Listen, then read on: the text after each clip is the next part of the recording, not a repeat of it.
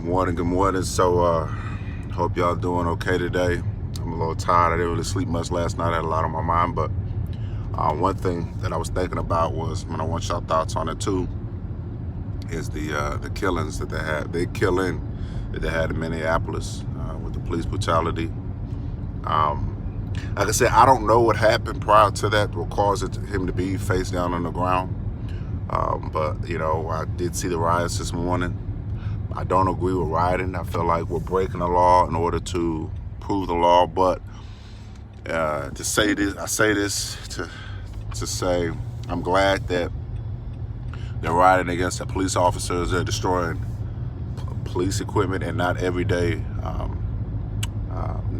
their neighbors' equipment and mom and pop shops. Usually, a lot of times when something like that happens, a city will go to a looting and a riot center, and they're destroying other local businesses that had nothing to do with that cop brutality. So I'm glad. I know it's still bad, but I'm glad that they're actually protesting and taking it out on the actual police force, the police equipment, the police buildings. Hell, the taxpayers are paying that anyway. But not saying that it's right. But like I said, there's no rightfulness for killing an unarmed man. There's no video that surfaced of him resisting. The only video that we do have is of him laying face down on the ground with the cop's knee on his neck. And that's unfortunate. Make sure that when y'all get pulled over and y'all are dealing with the cops, make sure you handle yourself accordingly. Talk respectfully, keep your tone down, you know what I mean? And just have a conversation with them.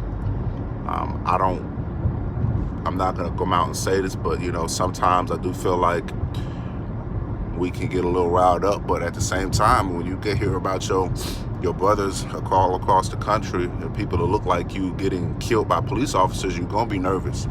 When a cop officer puts you in cuffs, you're gonna be nervous about what could happen to you when you can't put your hands up and defend yourself. So I know there's a thin line on both sides, but we got to make sure we do our part with communication. We got to make sure that we are handling ourselves accordingly when those situations happen. I do believe I've encountered myself with a lot of cops. I've been pulled over and things like that. I've been put in handcuffs before. I just tried to handle myself accordingly to make sure that whatever I had to do to get out of that situation or to handle that situation at that particular time for my safety, their safety.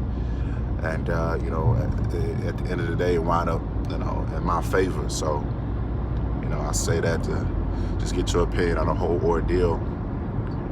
Like I said, the only thing I don't have nothing to argue on is I don't see the video beforehand, but I do know that a lot of times we can resist arrest.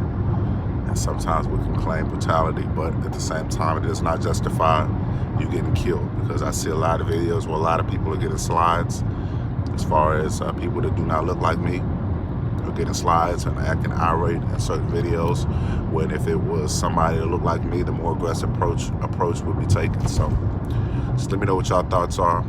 Like I said, I just thankful that we're not damaging personal people's property. We're not damaging personal people's cars. We're not damaging businesses, things that are unnecessary. But it is directed where it needs to be directed at, and that's the Minneapolis Police Department headquarters, their vehicles, whatever, because obviously we're paying for that too. So that's just my thoughts on it. You let me know what y'all think.